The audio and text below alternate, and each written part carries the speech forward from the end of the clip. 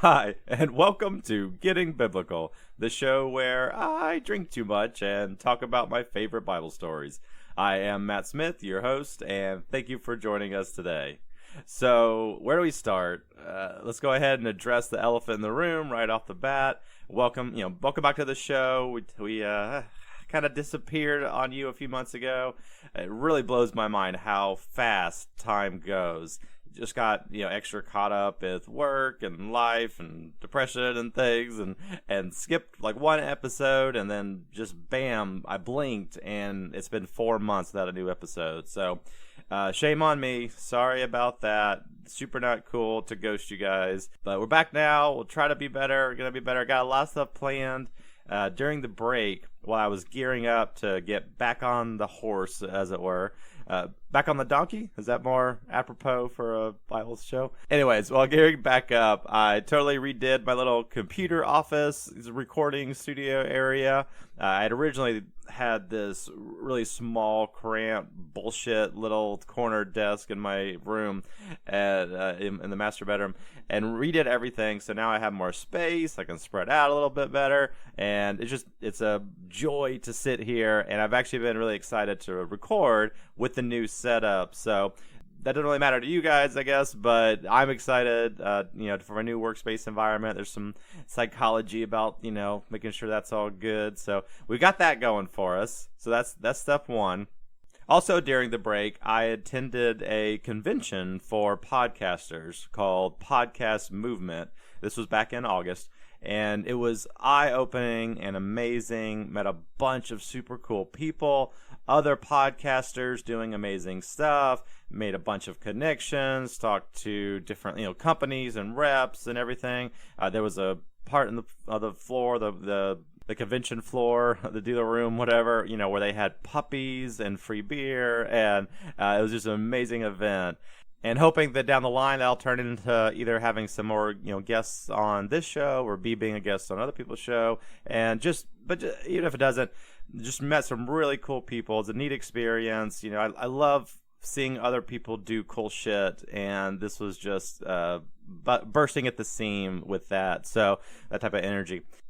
So kind of in that vein, I wanted to highlight a couple shows that really impressed me and people that I met, just in case you guys, were looking for another show to listen to or whatnot. And first off, I was just going to almost do a whole episode and just throw at you everybody that I met and how cool they were and everything. And I realized that'd probably get old and you guys would go tone deaf to the whole thing. So I'll just kind of sprinkle them in here and there, especially if they're any kind of there's some kind of tie-in with an episode or something like that. So the first one that I kind of want to mention, this guy, I met him right off the bat, day one of the convention. His name's Scott Cooper. We became friends. We hung out every day. Awesome guy. He hosts a show called Millennial Nerds, which is squarely rooted in the comics, sci-fi, pop culture stuff. But it isn't just another let's talk about comics type of show, which, there's a ton out there. He also branches out into other aspects that nerds and or millennials would be interested in.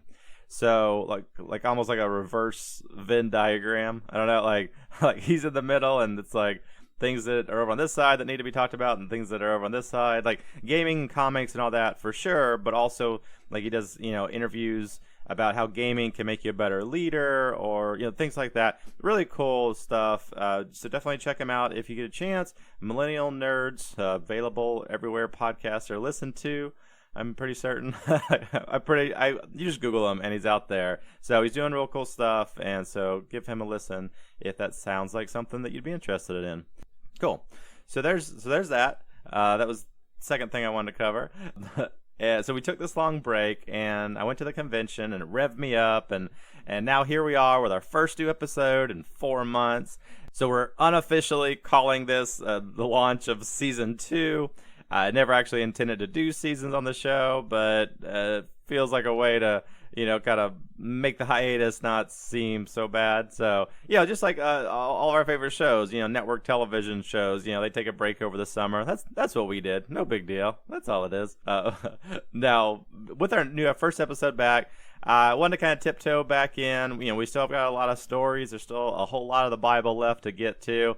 But I was trying to figure out, and we'll next week we'll have a new, an official story episode.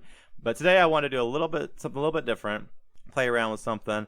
Those videos, I love them, where they have celebrities sit down and, in front of the camera, like Chris Pratt and I think like Jennifer Lawrence and whatever. Like there's a bunch of them out there, a bunch of different people do it, where they like pull up when you type in a search result or when you type in a search into Google and it auto completes with the most popular things that people have searched for, so that's answering the web's most asked questions.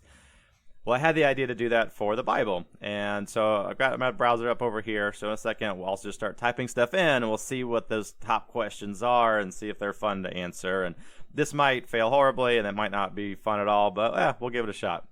So that's what we're going to do today.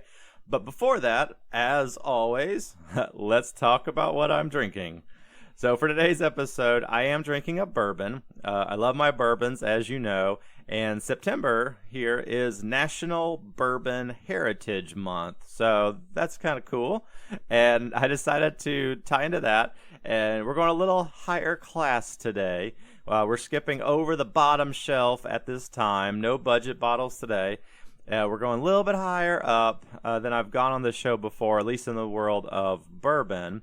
Let's talk about bourbon and pricing real quick. Okay, just for FYI. So I drink a lot of budget booze on this show. I'm not sponsored. This is just a hobby, and they can get real expensive buying $100 bottles of scotch every episode, every show. As much as I would love to do that, not happening. And when it comes to budgets, I like bourbons a whole lot because it's the best bang for your buck. Now, here's, I don't know if we've gone over it before on the show, but if you don't know, here are the rules that by law a product has to be, or the process has to be, in order for something to be called straight bourbon. So one thing, the grain component, right, the mash bill, the thing that makes the whiskey, it has to be at least 51% corn for bourbon. Other scotches, stuff like that, don't have that. That's just a bourbon thing. It has to be aged at least 2 years before being released.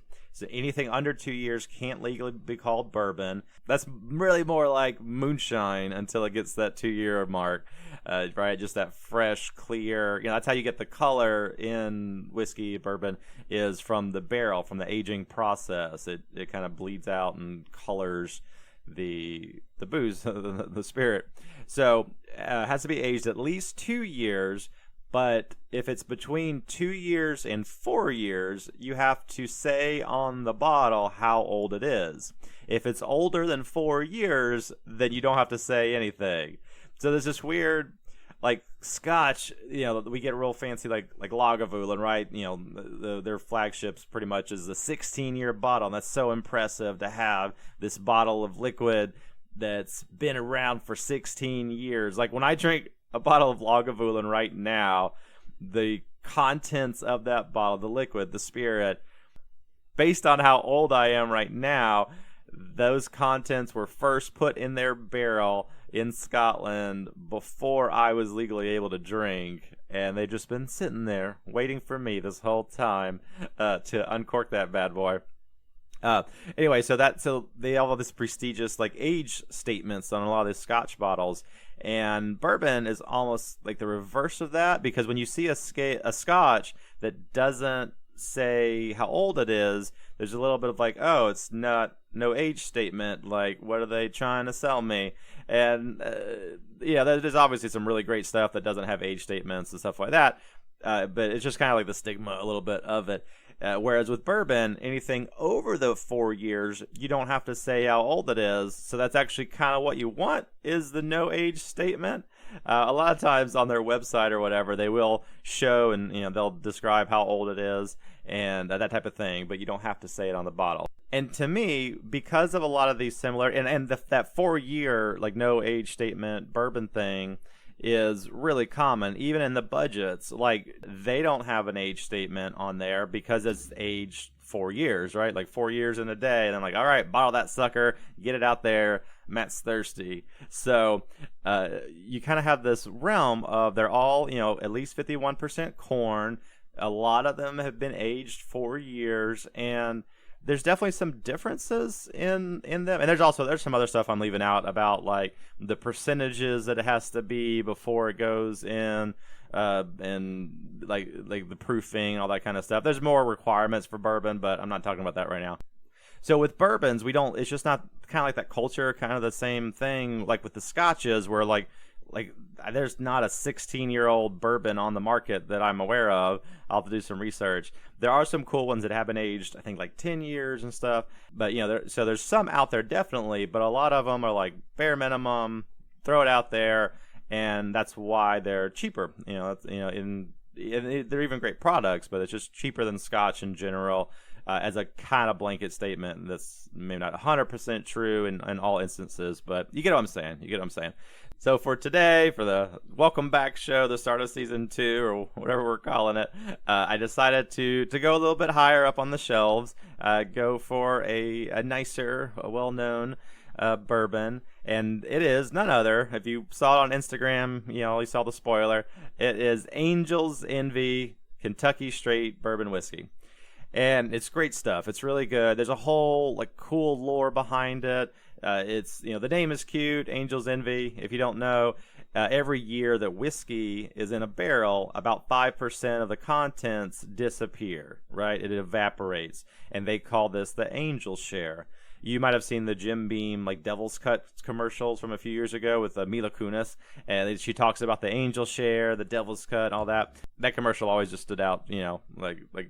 She's hot, and anyway, I just remember that commercial. But that's what it is. And the Angel's Envy bourbon is so named with the claim that after the angels get their share, they're still envious of what's left and what we're getting to drink. So those poor angels only getting a little taste of it, and we get the whole bottle. So that's the idea with the name, which is cute. But above that, it's not just some how do I say it? Not just some product that some guy just thought up one day. It actually has a whole legacy tied to it.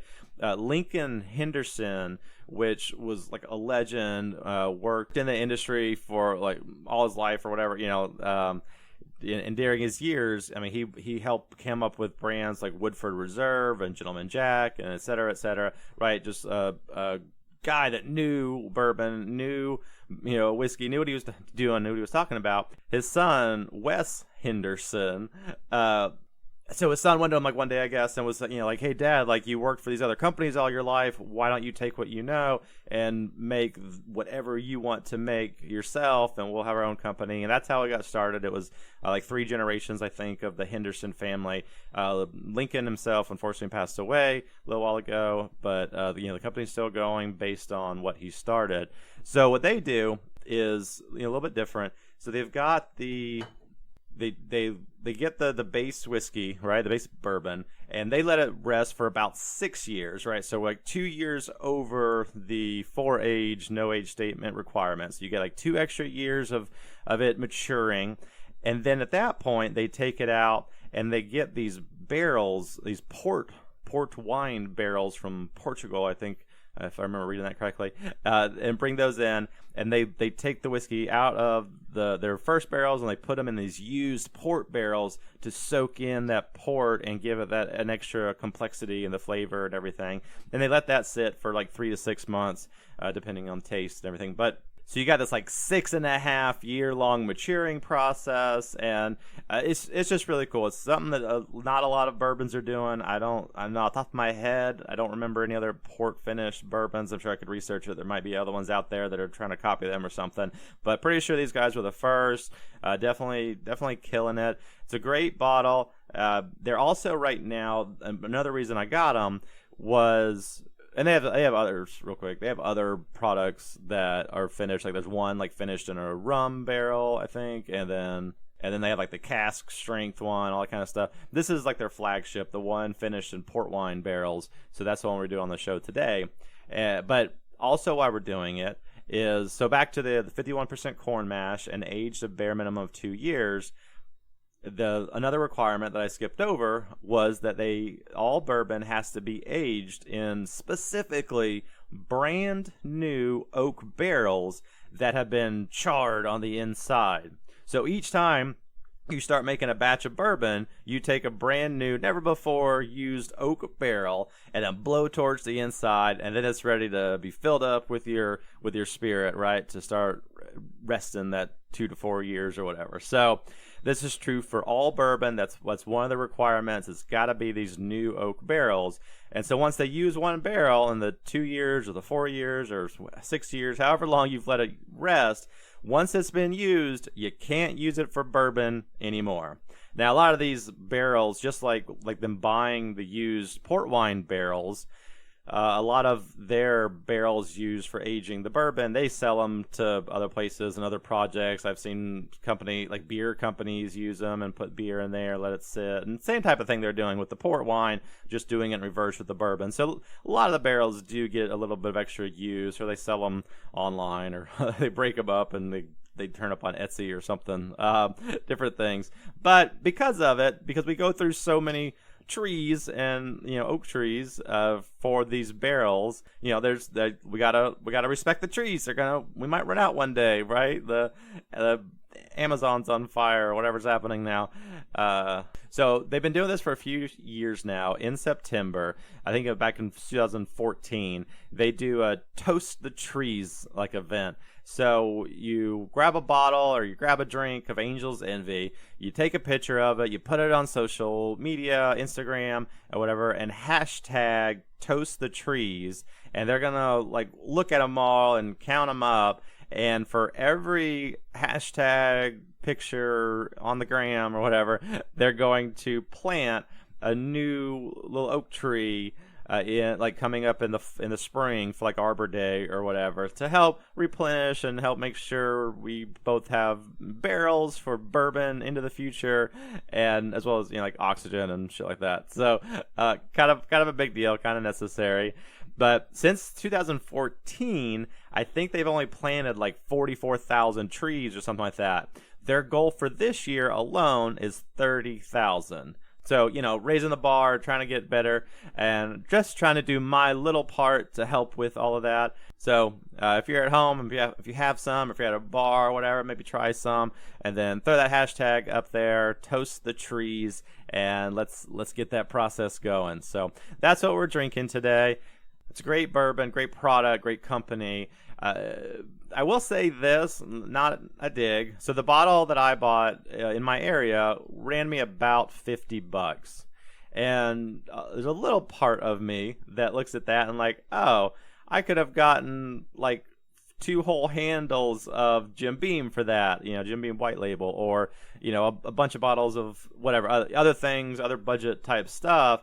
And so it is good. You're going to get, the port wine finish is interesting. I actually thought it was going to be more pronounced for me personally. I think it's a lot more subtle. I've had other whiskeys that have been finished in other types of things that have been more pronounced. So it's subtle. It's definitely, it's their goal. It's what they're going for. It's definitely a great bottle. If you're newer to bourbon, definitely you can't go wrong with this. But if you don't want to spend that $50 right off the bat, or whatever your price might be for it, and you wanted to tiptoe in, there's some other really great options that you don't have to go right in if $50 is a lot for you. So I don't know, whatever. I don't know why I'm really bringing that up right now. It's still a good product. It's still a good thing. There's value there. So anyway, I'm tired of talking about all that.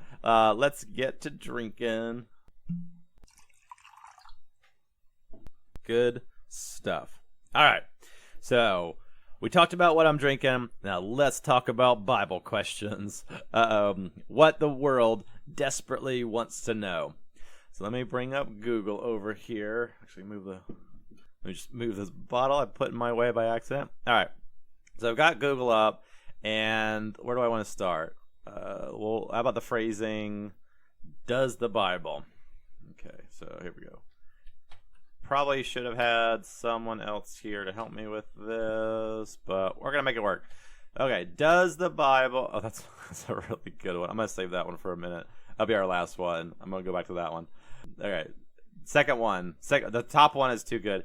So does the Bible talk about cremation? That's interesting. That's a burning question, no pun intended, that people are Googling. Interesting. So in short, absolutely not. It does not talk about cremation. There's no mention of it specifically. We can see that the vast majority, let's say, good guys in the Bible are buried, right? They have proper burials, and a lot of graves are set up and tombs and all that kind of stuff. There are generally great pains taken to make sure there are proper burials, and most of the time, not 100%, but most of the time, people who are burned after death are the bad guys, or burned to death in a lot of situations. But there's kind of like, so you can see this: the good guys get proper burial, the bad guys get burned or whatever. And there's definitely some kind of anecdotal evidence that burial good, cremation bad, but it's nowhere really specified or talked against. Now you can definitely get into belief systems and whether Christian or Jewish or whatever, that types of things, and how it's really evolved. But there's not really a that I remember that I know of, not really a hard and fast like, nope, don't do this. So it's more anecdotal. So boom, question 1. Let's keep going. Does the Bible... Whoop, help if I miss... Okay. So does the Bible say not to eat pork? It does. That's pretty straightforward in there. It's in the Old Testament, talking about kosher laws, and it says that maybe not pork per se, but it talks about clean and unclean animals, and pigs are definitely listed in that unclean category. So yeah, pork's a no-no in the Old Testament. Does the Bible contradict itself? That's a loaded question that I'm probably going to do a whole other episode on. Yeah, we're not talking about that one right now. Sort of, kind of, depending on how you want to read it, it does or does not. It's a loaded question, almost a personal choice. We'll talk about it. I'm gonna do a whole other episode about that, because there's some websites out there that are like, oh, here's all the times that it contradicts itself, and you look at them and you're like, that like isn't even a thing. What do you like this? That you are just pulling at little baby strings that's not what they're even talking about. Like I don't know, like some stupid shit like, oh, and in the morning Joseph had eggs, and then like another passage like, and then today he had waffles, and like, how dare you, like over here you said he had eggs and now you're saying he has waffles. Like, I don't like what, like, was it, maybe it was different mornings or something, like some of those times where the contradictions that they pick are like really nitpicky. But anyway, we're gonna do a whole episode about that, so anyway, skip that. All right, so let's try a new we said the Bible. Does the Bible say anything about tattoos? Okay, that's a cool one. So the thing about tattoos is it normally only talks about it, like it says, don't mark yourself for the dead. So this is an Old Testament, part of the whole same kind of time frame, I think, that when they were talking about kosher laws and stuff. And so it's like, if a family member dies or a loved one dies, it's, they I guess that was a lot of like tradition or whatever. Like, it was thought that like they would like, oh, like they would like have like pottery and like scratch themselves and do stuff, and I don't know, all this kind of, it was weird stuff. And that's what it was saying not to do. Like, you can mourn people being dead, don't mark your body, don't scar yourself, don't do that type of thing for the dead. So, but that's all it says. It doesn't say you can't scarification or you can't do something just for the fun of it. It just says that don't do it for the dead. And that's kind of really all it talks about. There's other inferences that Christians will make about like your body is a temple for the Holy Spirit, and like you shouldn't like fuck up that temple, that type of thing. But like it doesn't say not to do tattoos. It really, it's not in there. So does the Bible say not to eat meat. Nope. The Bible is not specifically vegan, guys. Sorry. The amount of feasts that were made where they killed an animal, or even commandments for Passover about eating lamb, etc. Nope. Eating meat is in there a bunch, and it doesn't say not to. And now there's certain rules, certain kosher rules about certain types of animals and things like that we kind of talked about. But nope, if it's kosher, it's meat, you're good. Don't have to live vegan per the Bible. Does the Bible say not to drink? Ooh, obviously, you might think that I'm a little biased on this one, but I don't even need to be. The Bible is very clear through specific verses and symbolism that booze is a joyous thing, a gift from God to rejoice with and about. And it does say not to give way to drunkenness. Like, don't be drunk all the time. Don't be an alcoholic. You got to watch yourself, that type of thing, right? So I get that. Don't be a total asshole. Be careful. Again, back to like the body is a temple of the Holy Spirit, all that kind of stuff. You can take that to mean that you should be pure and all that kind of stuff. And there's definitely like, you can like read between the lines on different stuff and see what level of drinking or not drinking, but it doesn't ban it. I think I talked about this in the pilot episode. Jesus' own first miracle was turning water into wine. So I mean, it's good enough for Jesus. It's good enough for me. Who am I? Let's change up the wording here. Let's say, is the Bible inerrant? Ooh, that's the first one that comes up. How do you answer that one? Without error, like it's hard to say. It's the Bible. It's going to be what you think about it or whatever. That's impossible to answer. Is the Bible the oldest book? Okay, that's a hard one. It's hard to define. Like, what is a book? Is a handwritten diary a book? Then no, right? Like we have ledgers and such written on papyrus that predate the Bible.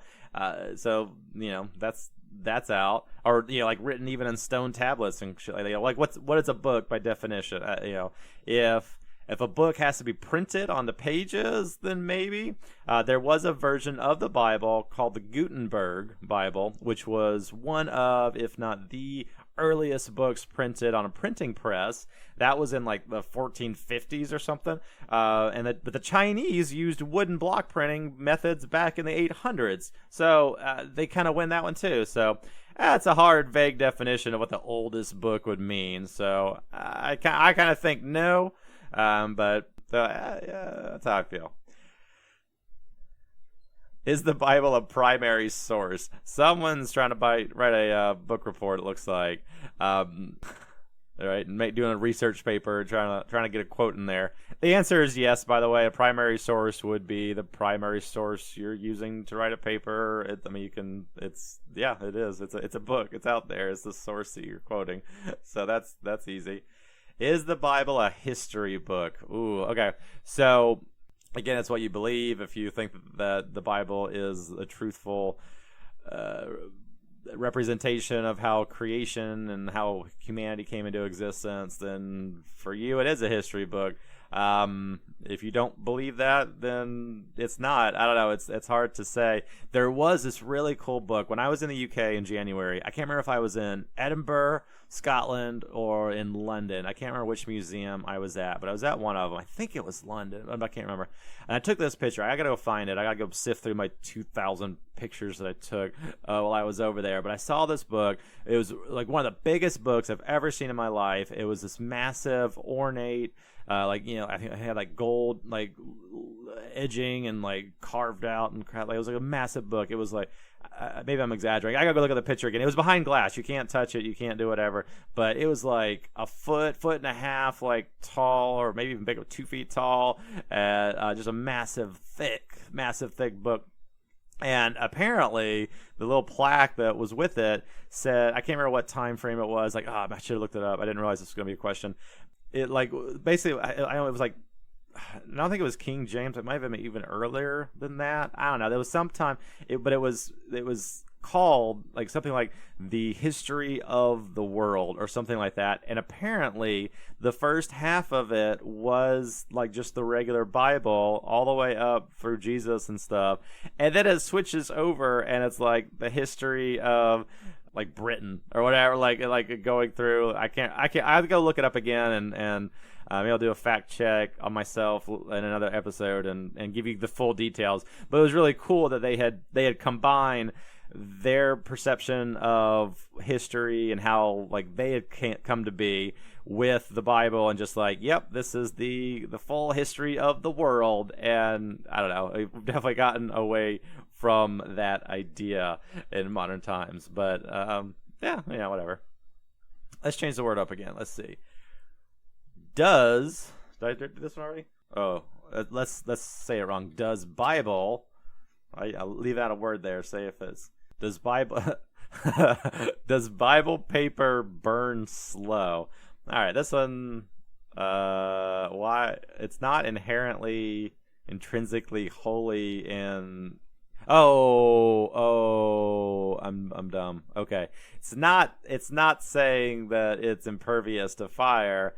Does Bible paper burn slow? They're trying to get into some extracurricular activities. I get it. I don't think that it does. So my buddy about 10 years ago or so, my old roommate actually, he had a friend who, whenever he would go to a hotel and stay in a hotel, he would take the Bible, that Gideon whatever Bible that's in like every hotel room, and he'd go to Ezekiel 25:17. That's the verse that Sam Jackson quotes in Pulp Fiction, right? It's a classic scene, classic movie. And this guy would rip out that page of the Bible to use later for making joints. I know that's a thing. That's what this question is asking about. I'm pretty certain is try to use Bible papers to roll up joints. I'm not a weed aficionado. I've never rolled my own blunt or anything like that, so I'm not 100% sure if pages of the Bible would make for good burn papers. But my gut instinct is no. I feel like joints should burn slow, kind of, right? You want to sit a bit until you take another drag, I think. You don't want it all just go burning up, wasting your weed or anything. So most Bibles that I've encountered actually have very thin paper, like some of the thinnest paper I've ever seen, which makes sense. There's so many pages, but you wouldn't be able to lift it if it was on cardstock. There's so many pages. So I'm going to go out on a limb and say, no, don't use pages of the Bible for your blunts. Not even talking about disrespecting things. That's a whole other topic. I just think it's an inefficient for rolling joints, but I don't do that. I don't know what I'm talking about in that. So you do what you got to do, I guess. Is the Bible capitalized? Yes. When talking about the Bible, it is. That's the name of the book. If you're using the word Bible as a kind of description, like, this is the end-all be-all total complete encyclopedia, the Bible of foot fetishes or some shit, right? Then you wouldn't capitalize that because it's just like the description of what it is. But the Bible itself is capitalized. All right. These are kind of boring. More going back to the cremation. Everyone's worried about cremation. Interesting. All right. I'm going to go back to this one. We'll end up on this one. Does the Bible mention unicorns? It's a great question, and it's fun that it's like one of the number one things that people search for. Like, it's cool. Like, that's the burning question on so many people's minds. Google puts it number one up there. So, okay, let's go again and get the good stuff. Does the Bible talk about unicorns? Yeah, sorta. It kind of does. If we take that question literally, does the Bible mention unicorns or talk about unicorns? Then yes. In the King James Version of the Bible, the original one, there are 9 places where the word unicorn is written in there. So yes, it does. Now, in a lot of more modern translations and a lot of updates, they have removed that word unicorn. because a lot of people don't think that they are actually talking about mystical horses with a horn whose blood can cure any wound if you drink it, that type of thing. I don't know. You make your own thing. All right, so if we look into it further, a lot of people think that, oh, no, it's just like a mistranslation, and they really meant like rhinoceroses or something, right? They think about, they've got a horn, and I don't know, they maybe that's what they're talking about. I don't subscribe to that. I don't believe that. I don't know if rhinoceroses were present in the area, the region, that things are taking place where they would talk about unicorns in the Bible. I think if you actually take it back to the Hebrew, the original Hebrew word in that spot that they're saying is unicorn is, I'm not sure how to say it, rami, or like reem, or reem, I can't say it, but and it a lot of evidence that points to it just talking about an ox, like a wild ox that hasn't been tamed or whatever, that type of thing. And I think that's probably what it's talking about whenever it says unicorn. But hey, it's not real clear. If you want to read all those 9 passages that talk about unicorns and think that it's definitely talking about unicorns, then go for it. I don't know if it even changes the message that much. Like it talks about it in Job, which we're going to do in a future episode, and I'll pinpoint why and have the vision of, or the mental imagery of if there was a unicorn in that spot, that type of thing. So yeah, it's cool stuff. You can choose to believe in unicorns or not, depending on which version of the Bible you want to read. So I'm personally going to say no on it, but hey, I'm not here to tell you what to do. So, all right, that was kind of a thing we did. There's a lot of other stuff on there. The cremation. What does the Bible say about divorce? What does the Bible say about? Does it say an eye for an eye? That type of thing. There's other stuff on here. We maybe go into it later. They're not as fun. I like talking about unicorns and rolling joints and stuff, right? That's what this show is all about. So anyway, welcome back to this show. We'll have new content next week. Again, thank you guys for listening. Thank you guys for coming back. Sorry for ghosting you, but we're back now. Thanks so much. Hope you have a fantastic day. Cheers.